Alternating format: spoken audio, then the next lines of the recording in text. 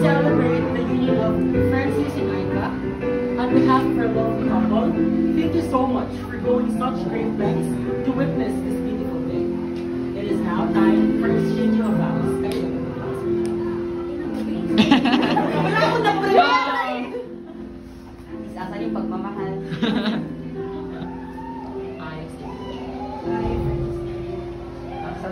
Promise to cherish you. Promise to cherish you.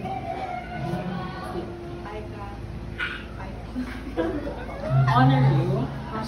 And sustain you. In sickness and in health. In poverty and in wealth. And to be true to you. In all things. Until death. Alone shall part us. Alone shall part us. I promise to cherish you. Honor you. And sustain you. In sickness and in health.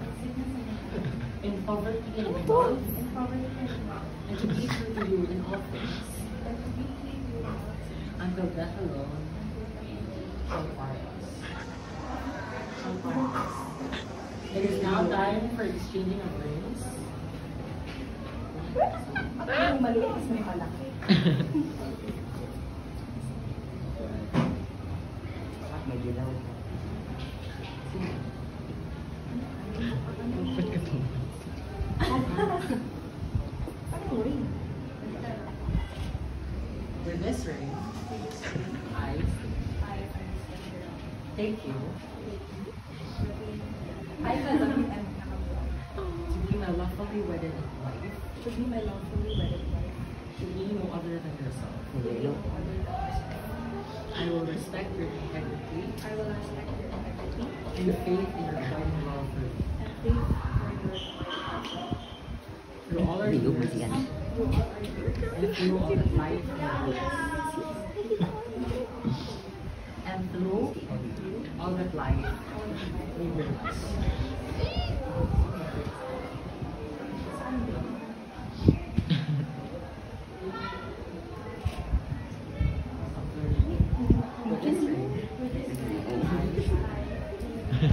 Thank you. To be my lawfully wedded wife. To be no other than yourself. I will respect your integrity and faith. And your abiding love for me. Through all our years. And through all of my life brings.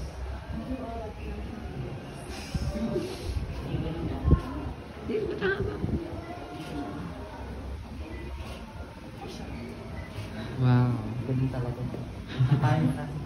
Do you, Francis Dam, take Aika Zavine to be your lawfully wedded wife, in sickness and in health, in poverty and in health, wealth, and to be true to her in all things until death alone shall part?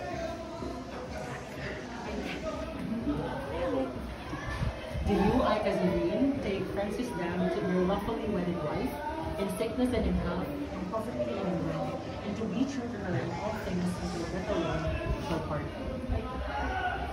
Then, by the power invested in me, my solid, liquid, and gas states of gender, I now pronounce you wife and wife.